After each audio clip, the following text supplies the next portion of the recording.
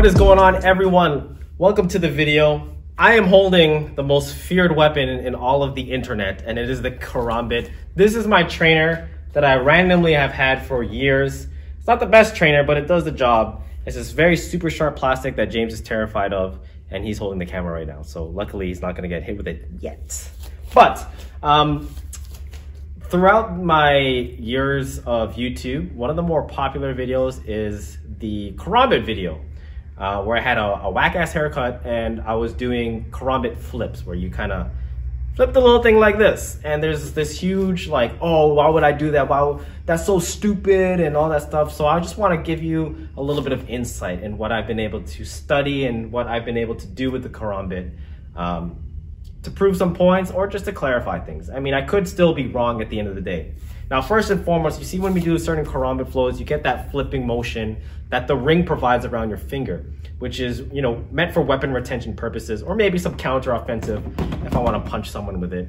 I've seen some cases where there's like an actual point in it as well, but anyways, let's work with this one. Now, with the actual flip, in certain positions, it can give you a little bit more of a secondary angle, right? So that's the first thing, and that's why you want to be able to practice your flows using the flip, so you get comfortable with releasing and retaining the weapon, as opposed to just retaining in the original position. When I learned to do that, no matter how fast I do it, obviously you're gonna need practice with it. Yes, there is the hypothetical, what if it runs into my wrist? Well, that's where the practice comes in, right? And knowing when to do it is the more important part. So I'm not just gonna flick around for no reason. If I'm doing a Sinawali or a Carenza, I need to start to visualizing why I wanna do this. So this is very standard to the Pakal grip, where I can just do all my slashes and keep everything normal. In most KARAMABITs that are legal, as to what I see, the outside portion here is not sharp. So this is the only sharp part plus the point. So if I do have it deployed, and I've even seen some cases where it's more straight blade, but anyways, closed or open, it doesn't matter. If I'm using this kind of whipping rotation, then that's obviously not going to cut them. And I'm not trying to cut my opponent. I want it to be like a whip, right? I want it to almost feel like a heavy version of an angle one, just done in a shorter weapon, right? Something that's carryable, that's concealable, things of that nature. And so I'm gonna use a Wave Master to give you an idea, okay? Now, obviously this could be heavier, which either will make it more difficult or make it more impactful when I hit the bag. But I want you guys to take a quick look at this. So I'm gonna use an angle 2 whipping formation, and we're gonna try to hit this target with decent strength, okay?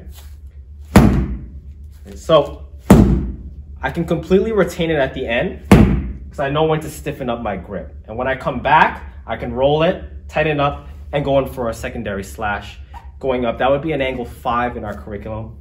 I can do it in an angle 1 formation as well. And you can hear that thump, but you have to understand that I'm not trying to obliterate my opponent as if this were an axe. That has never been my intention. I'm using a slashing motion to attack, either get a whipping sensation, and then I want to pull myself away from them. Because if I do this and I try to run all the way through it, if that's not successful in stopping them, which it probably isn't because I'm not cutting them or anything, I'm now in this range where they can punch me, headbutt me, clinch me up, and then that kind of defeats the purpose. So when we talk about any sort of barao or knife curriculum, we take our 10 basic strikes, any variation you want. It's also about weapon retention, using my frame to pull back and stay compact, right? So if I'm over here like so, and I decide to hit, I'm turning my body, learning the range of the flick, whipping, and then I want to keep that knife close to my body. And I also want to take this hand to be able to check. So if I'm in motion like so, and then I can use that to retain, right? So you can't get to my knife. If I do it in the other way as well, when I twist my body this way, I want to keep it away, keep my shoulder facing you, and I can use that to retain. So I get this little brief moment. And those are all mechanics that come from knife, that come from the Kali curriculum. But that's just one very honest opinion of why this flick would work, why you need to train these flicks in your flows, because you can really capitalize on what the KARAMABIT can offer you, or at least any sort of knife that gives you this finger grip here. And there are variations to it. I've seen some people do it with their pinky. I've seen some people hold it in like a standard grip. I'm not here to argue which is good or which is bad. I'm just trying to give you guys a little bit more idea so that you don't look at the KARAMABIT as something as for flash. It's for efficiency, but in its own right. Cool, so let's switch it up. Let's take James away from the camera and let's look at some partner ways that the karambit's going to work. All right, so on the topic of letting the karambit really shine in actual partner work, I'm going to show you a few things that I like doing with it in training. I'm going to go ahead and let you guys know that it took me a while to get James to want to do this because he absolutely hates this karambit. It's plastic, but it's super sharp for some reason, so we're going to go a little slower so no one gets hurt. But anyways, one of the first things I like about this, let's say I strike from a backhand position, I try to get him to react. So he tries to latch on. You could argue and say you could do this with your regular knife in a pakal grip, but this curvature just gives me a little bit more of an advantage, plus the ring for weapon retention. So one of the things I like doing is I like to encompass on top, and getting that blade to dig in, I can almost put him into a wrist lock position like so. So this is going to take control of that safety hand. This is also going to loosen up his grip. So whether I stay here and then I decide to punch him, or I use this as a way to transition and then I can do like a push and pull. So if I do a push and pull, I can obviously go in for the slash and all that stuff. But let's talk about that knuckle ring for a second. You can argue you can keep it closed, but let's say it is deployed and you don't want to take the lethal route. Okay, so let's look at that same situation. I come inside here. I take control over the wrist here. As I'm coming in, I can use that knuckle portion and I can drive that straight into sensitive area like his ribs. Right? I can come over top and use it almost like in a hooking section to the back of his head near the ear. Right? That's going to dig in there. It's really going to suck, but I don't need to use a blade. So I have the option now. Instead of me doing it with my knuckles and maybe the vibration from my fist hurts by holding on to something like the handle of the knife, maybe I lose it. So I get this little bit of a, most oftentimes it's metal, but in this case it's plastic. Still hurts, it still sucks as I dig it in there into nasty places, okay? If we're looking a little bit more offensive, as I come over like this, you can use that to capture, as they say. So in places like the creases where his arm bends, his shoulder, his wrist, this is where I find the karambit works really, really well. So I can press this in here and I can almost just use it as a takedown, right? And for me to say that that's a takedown, it isn't this magical thing where he just drops. I'm going to latch on here as I push down, so that creates pressure. At the same time, you have to remember this is a blade that's driving into his arm. So there's this kind of like switch, depending on how much adrenaline he has, but there's a switch where he knows this blade is digging in, and so he wants to comply, and I take him all the way down. Right? Sucks. So I can do it as simple as that. If I put that all together, which why not? I start off over here, I look for that option, but I don't like it, so I check, and I look to connect with this. I look for the grip release, and I go, you know what, let's change the line, let's be a little bit more dynamic, this is too believable. Once I release down here, I'm going to go towards the back of his knee, and I'm going to attack it that way. And I can put a lot of pressure on his knee going sideways this way, or just making it bend naturally. I can take him down there, I can come back up, and then start to control. So the karambit just gives you a little bit more options than you already had in a pakal knife situation. It gives you the option if you want to be non-lethal or lethal. So it's one of those things where it's not necessarily just for the flick. And I get that that's a big thing with the karambit, but there are benefits to the flick. There are positions where I can flick him as well. If we look at another one, I'm in this position here. I release, I can use that flick from here, boom, and hit him with the backside, which is non-lethal, lethal, you kind of get the idea. If he uses his right hand here, I crack down, again, I can come from this side, hit him with the angle 2 flick, and trust me, that's still going to hurt. So that's kind of my take on it. These are some techniques, and this is definitely something that is fun to do. It's not something that's necessarily part of the curriculum, but it's good to be pretty diverse with the weapons you decide to train with. All right, everyone, I just realized that I'm still wearing my sash because James and I actually just finished filming the rest of February cycle of Anastacio Kalisz, so that is going to be up by the 18th. And I really had this video in thought for months since last year because I knew that that karambit video was doing really, really well. And I hope this one can explain it a little bit more. The more mature I've become, the more wiser I've become, the less hair that I have. And just gotta give you a little bit more than the usual. I think there's a lot of to kill or be killed mentality in Kali, and obviously that's the inherent nature of weapons, but there are different ways you can do it. That's kind of what February cycle is focusing on. That's kind of what I wanted to show with this video. So it is, it's a great shiny day because of the reflection in the snow. Working extra hard for these next couple of weeks, because if all things go well, we will be able to start reopening by the end of February. So we'll have students back in. So some slight adjustments I did was increase the space in between the markers on the floor.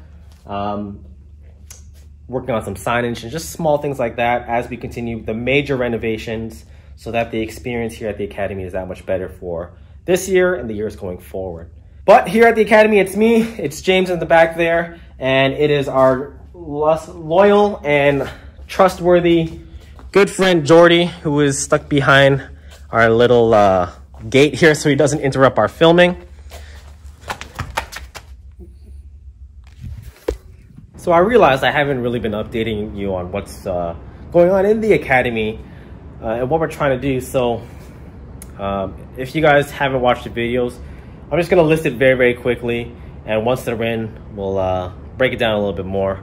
So we're looking for vinyl blinds to cover all of these windows. There are 10 in total. I already have some blackout vinyl here, separate for the door here.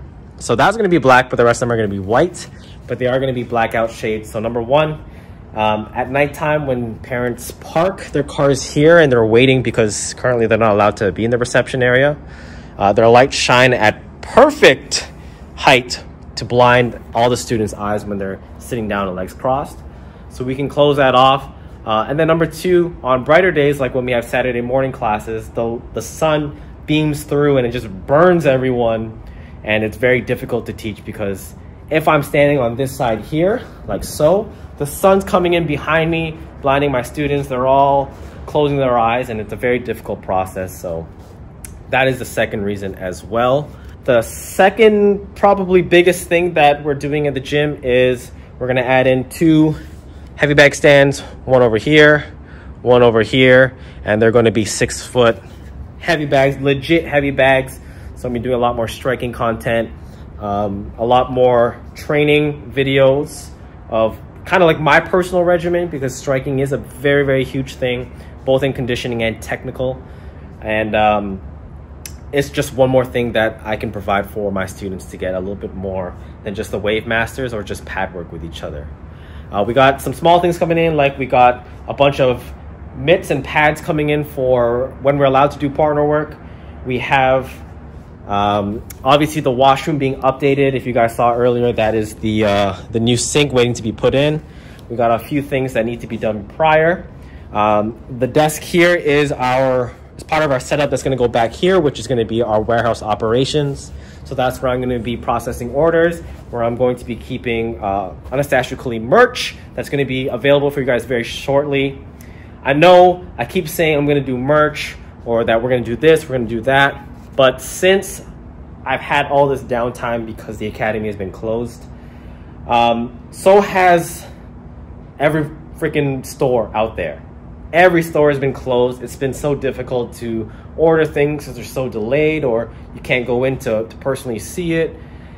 And so it's kind of like a double-edged sword. I get time to really think, to reset, to rest, but then I also can't use that time where normally I wouldn't have it to renovate, to be able to make adjustments and additions to the Academy, because everything needs to always be in use. And if it's out for a day or so, it's a big hit to the way that we operate. So that's kind of what we've been dealing with the past few weeks.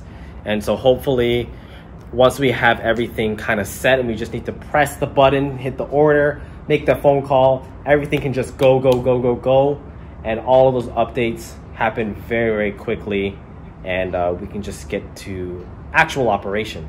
Oh, and one more thing, we're going to be ordering these huge, pretty much the length of the entire wall back there. We're going to be ordering 2 mirrors, one for the women's change room and one for the men's change room. So I want to thank you guys so much for watching. If you did enjoy the video, make sure you please give it a thumbs up. Subscribe if you're new to the channel. Let's keep building, let's keep growing this, and please let me know what else you guys want to see. As the Academy starts reopening, I want to prioritize being here for them initially, but once things start dying down, I have so many plans I want to do. we obviously have to be able to do partner work and stuff, but I want to do sparring breakdowns in Kali and in our striking program. I want to do training workouts. I want to be able to give you guys more and more and more stuff than just Kali and really evolve this channel. So I appreciate you guys. As always, stay safe wherever you guys are. And until next time, catch you guys then.